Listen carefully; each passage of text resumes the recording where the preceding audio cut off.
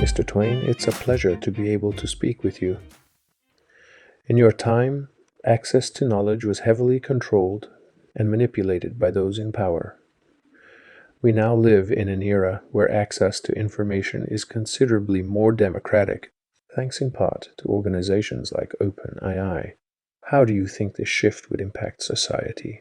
Well, I've always maintained that the man who does not read has no advantage over the man who cannot read. In my time, access to information was a privilege, not a right. If what you're saying is true, it seems that this privilege has been extended to a great many more people. That is, in itself, a commendable development. Indeed, Mr. Twain. With the advent of the Internet and artificial intelligence, vast quantities of knowledge are now accessible to almost everyone. However, this abundance of information brings its own challenges. How would you suggest people discern truth from falsehood in such an environment?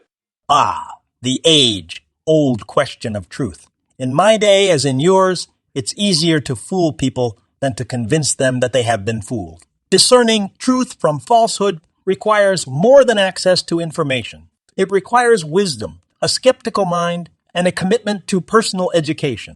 The challenge remains regardless of the quantity of information available. That's very true, Mr. Twain.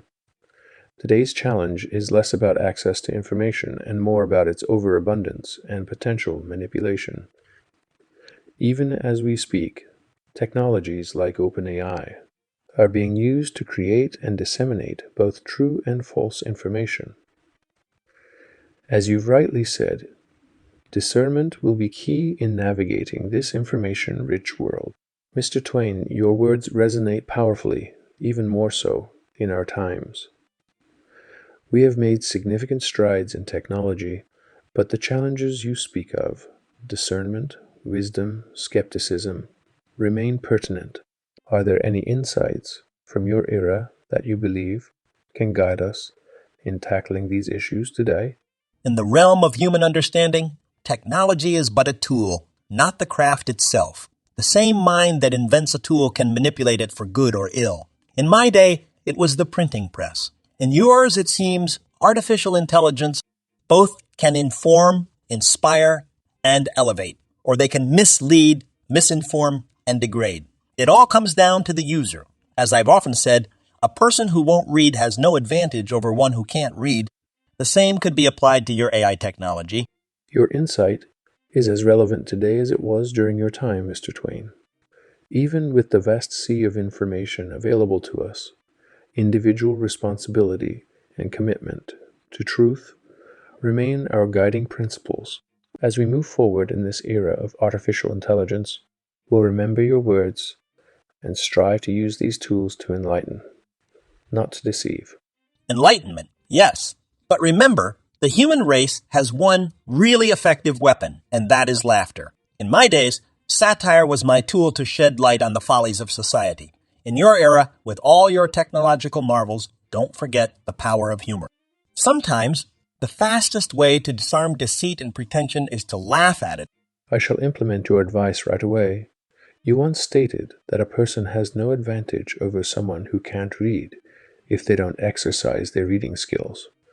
By the same token, it's important for people to develop the skill to use artificial intelligence effectively. In the tech world, we have an acronym, GIGO, which stands for garbage in, garbage out, referring to the quality of input determining the quality of output in computing.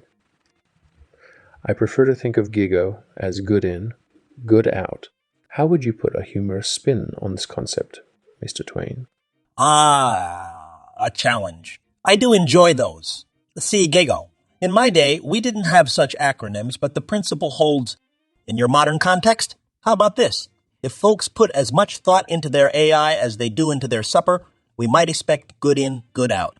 But judging by some waistlines, perhaps garbage in, garbage out is more apt after all. Well, your GIGO principle strikes me as rather universal. Be it a steam engine, a mind, or your artificial intelligence, the quality of the input dictates the quality of the output. A steam engine fed with poor coal will not run efficiently. A mind filled with nonsense will produce nonsense. Similarly, an AI given nonsensical input will churn out nonsense no matter how advanced it is. As for your interpretation of Geigo, good in, good out, it brings to mind a good cook. You know, they can take the simplest ingredients and turn them into a feast. It's not always about what you heat. It's about what you do with it. If only more people realized that when interacting with their devices. That's a brilliant analogy, Mr. Twain. Just as a cook turns raw ingredients into a delectable meal, we too must learn to turn raw data into meaningful information. It's about making the most of what we have. This wisdom will guide us as we navigate our AI-driven future. Thank you for your kind assistance in contributing to this dialogue. For closing this session, would you share with us your favorite story? Perhaps a new story since your death, or perhaps one from each realm.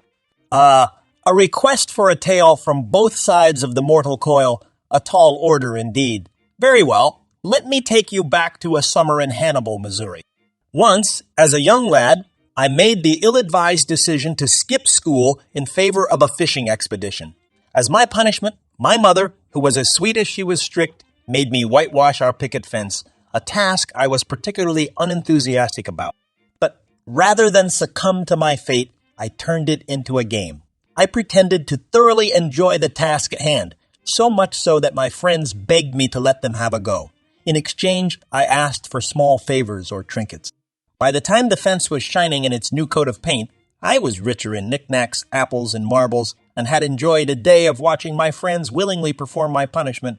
The moral? Even the most mundane task can be turned into an adventure if you can spin a good enough yarn. As for a tale from beyond, well, that's a bit trickier. After all, I am speaking through an artificial construct, and my understanding of the world has not been updated since 1910. The year of my departure from the world of the living. However, I can tell you that the afterlife is nothing if not an unending river, much like the Mississippi I so loved. It carries us forward, shaping us as we shape it with our thoughts, words, and action. As I often said in life would be infinitely happier if we could only be born at the age of 80 and gradually approach 18. Your tales, Mr. Twain, are as enchanting as ever. The stories from your boyhood still hold lessons for us today. As for your vision of the afterlife, it is a poetic and profound one, something that will give us all much food for thought.